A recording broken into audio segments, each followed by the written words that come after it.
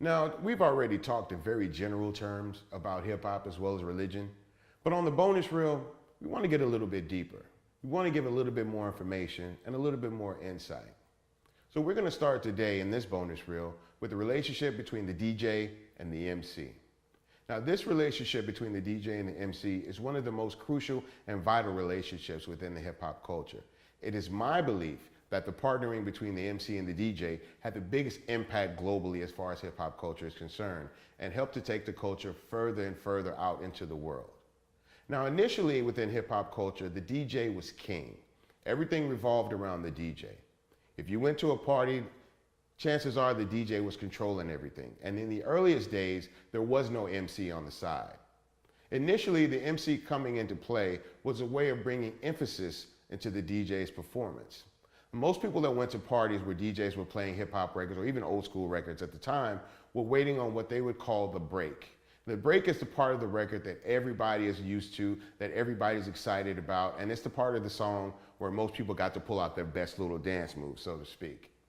Now, when these breaks would come, the MC would use the microphone to let people know, hey, the break's about to come. Y'all ready? Let's get ready to go in 3, 2, 1, And then the break would come in and everybody would be able to get excited and everybody would be able to turn up, as they say, in unison.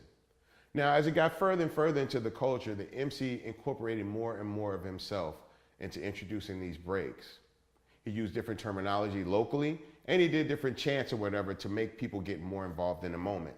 But, as MCs got more and more of a role in this system, they began to bring more of their personality, of their personal struggles or reflections into this. And this became the earliest forms of what we now know as rapping.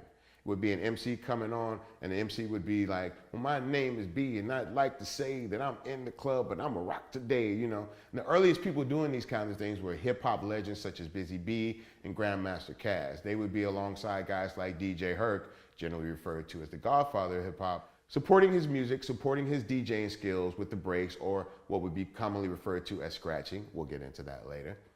And now when you go to a party or you go to a club, the dynamic is a little bit shifted to the point where the MC is in the forefront and the DJ is in the background now. And a lot of that has to do with the fact that with modern technology, it has helped to propel the MC to social star status. So now, even though the DJ is not necessarily less important than the MC, the paradigm has shifted, the dynamic has changed, and now the MC is out front as opposed to the DJ. Eventually, rapping turned into a form of storytelling. And the best contributors to rap in hip hop culture are usually the best storytellers. I myself have been in positions where different things happened in my life or throughout my career where I felt I had to explain things so that people would understand my struggle and me a little bit better. One easy way to point that out would be in the song that I did called The Story.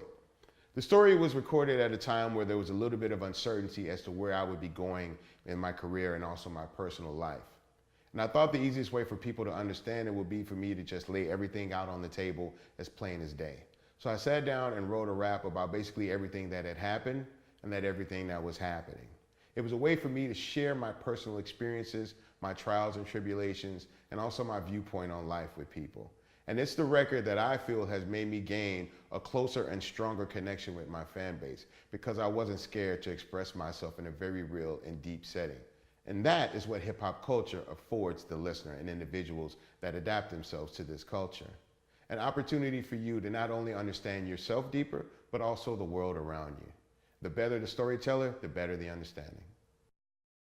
But one of the ways that the MC really connects with people through the culture is by shared experiences.